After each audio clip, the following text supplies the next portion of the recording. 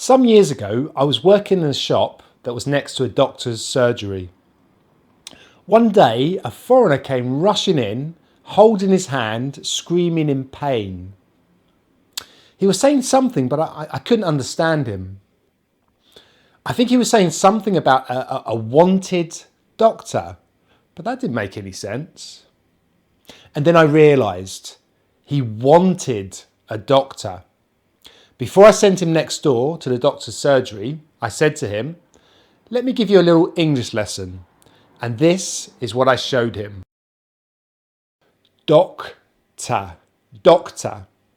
This word has two syllables, two sounds.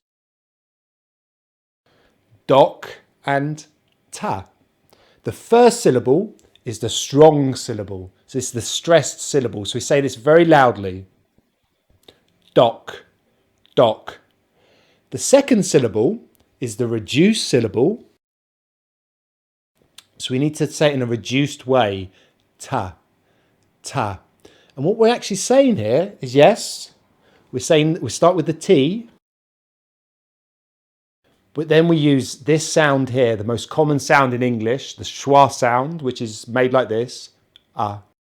And if you can't remember how to make the sound, just think of the indefinite article. What is this? Well, we can say it's a pen, but normally we say a pen, a pen, t, t, ta, ta, doc, ta, doctor, doctor, doctor. So you notice the stress on the first syllable, so doctor, doctor, doctor. But what about the R?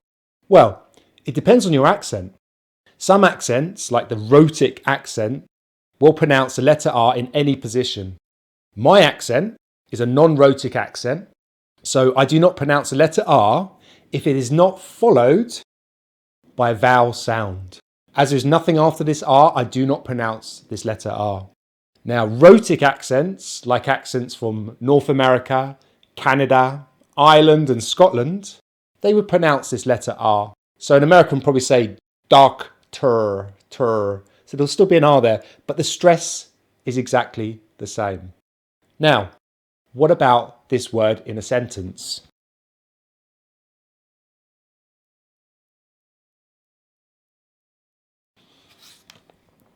I want to see a doctor. I want to see a doctor. Now, in this sentence, some words are stressed, they're said much louder. Some words are really reduced, they're not said as loudly. So from here, which words do you think are the stressed words in this sentence? So these words that I've underlined is where we stress. So we certainly stress main verbs and nouns and words at the end of a sentence. They're usually stressed. And of course here we're stressing the first syllable, not the second syllable. So this just becomes the schwa.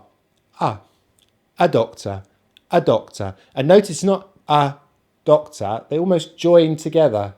A doctor, a doctor. And here, normally this is pronounced to when it's stressed, but it's not stressed here. So we can change this O to the schwa.